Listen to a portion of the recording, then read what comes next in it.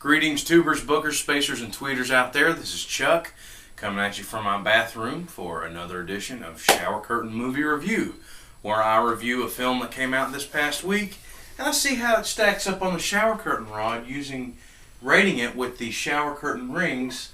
One shower curtain ring meaning it was terrible, and of course 5 shower curtain rings meaning it was amazing. This weekend, actually, was a pretty eventful weekend, but I did find a little bit of time to run out to the movie theater, and I caught the new Russell Crowe film, the new Robin Hood. Now, if you remember in the last video, I said, do we really need another Robin Hood movie? And actually, when I went to see this movie, I think this was, Russell Crowe as Robin Hood was something new, and this movie was a different kind of Robin Hood film. Or I know there's been TV, like I think there was a television show Robin Hood. There's been Robin Hood. He's a character who's been around for ages, and this is something that was a little different this time, and so it was refreshing. It was new. And it was a new story. It wasn't so much Robin Hood robbing from the rich and giving to the poor, although this film did have a lot of that in it.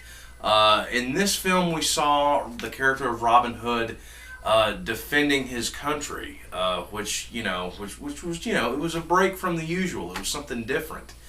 But yeah, we did see a little bit of robbing from the rich and giving to the poor. Basically, the premise of this film, we get to see the beginnings of the character. We get to see where he came from, how he became Robin Hood, and how he establishes friendships with the merry men, Little John and whatnot. The long story short, basically what happens in this movie is England is at war with France, I believe, and King John, who of course is the, selfish, greedy king, the evil, usually the bad guy in Robin Hood tales. King John has a traitor in his troops, a guy by the name of, I can't even remember what the guy's name was, but this guy was pretty much the main villain, so the traitor was the villain in this film, and so he's been working with France, and trying to, he's been, working with France and having France come over and sort of sabotage England and whatnot, and so in the film we see Robin Hood actually and his men team up with King John and his forces and battle the French, which was it was different. So I'll get right down to it. That was the synopsis. So I'll review the film. Cinematography was awesome. It looked really good. Really beautiful shots of the landscape and just really beautiful scenery, costumes and everything just really looked good. Really brought this world to life. This world of Robin Hood really brought it to life. The acting was really good in this. Really good acting. Now I'll talk a little bit about the cons of this film.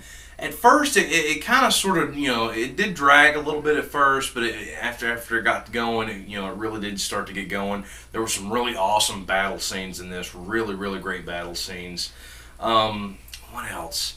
But yeah, there was just, my only problem with this movie was that, we would see a little bit of, it jumped around a little bit, just a little bit.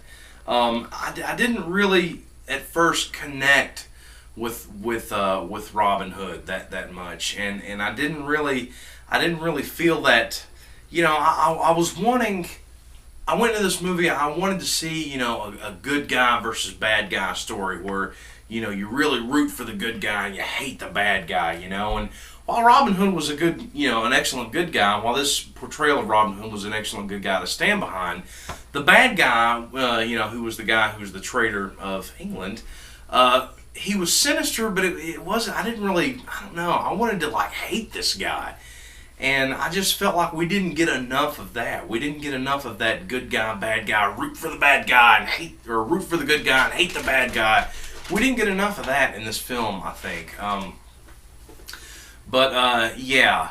And also, I think one of the best things of this movie is a combination of the acting and some really good writing in this movie. And the writing, along with the acting, allowed for some really great moments in this film, especially moments between Robin Hood and Maid Marian. There were some really great moments between them, and just other really great moments overall. So, but yeah, just really good writing. Really enjoyed that. That really stood out. And I think this film came along at a time when of course, the economy is struggling, and a lot of people debate about whether or not the government is handling the situation and whatnot. And I'm not going to get into any political, far be it from me to start a political debate. I'm not trying to do that. But this film really did do a good job of sort of, kind of bringing those issues to surface a little bit. And I think, if you go see this film, it's gonna, you're gonna walk out of the theater and you're gonna, it's gonna make you want to think about these things and talk about them. And I think that's really great filmmaking. That's really great, great storytelling. Is a story that can really do that, kind of stir things up a little bit and get you to think a little bit. But yeah, there was definitely, as far as the story went, there was something to be said about that. So anyway, yeah. But let's go ahead and see how this stacks up on the shower curtain rings. If you'll hand me the camera. All right. So I give Robin Hood not 1, not 2, but 3 shower curtain rings. Yes, the new Robin Hood film starring Russell Crowe as Robin Hood. 3 shower curtain rings. 3 out of 5 shower curtain rings. Now, do you want to go see this in theaters, or should you rent it? In my personal opinion, I would wait and rent this. Definitely see this. This is a really good movie, but I would wait and rent it. Yeah, but definitely go pick it up when it comes out on DVD. So, I know this has been a short review. It's late at night. I'm actually about to hit the bed here pretty soon. But that's been my review of the new film Robin Hood. Now, I know I said I was going to post the answers to my question and answers video, and I am not going to do that this weekend because I've posted, I think this will be my 4th video that I've posted this weekend. I don't want to overload you guys, and I just really haven't had time this weekend. It's been an eventful weekend to sit down and answer any of those questions. So, I know I said that I didn't get a lot of questions, but if you did not ask a question on my Q&A video, you've got another week to think of some questions to ask me. So I'm going to post the answers to the question and answers video. I know I said I'd do it this week.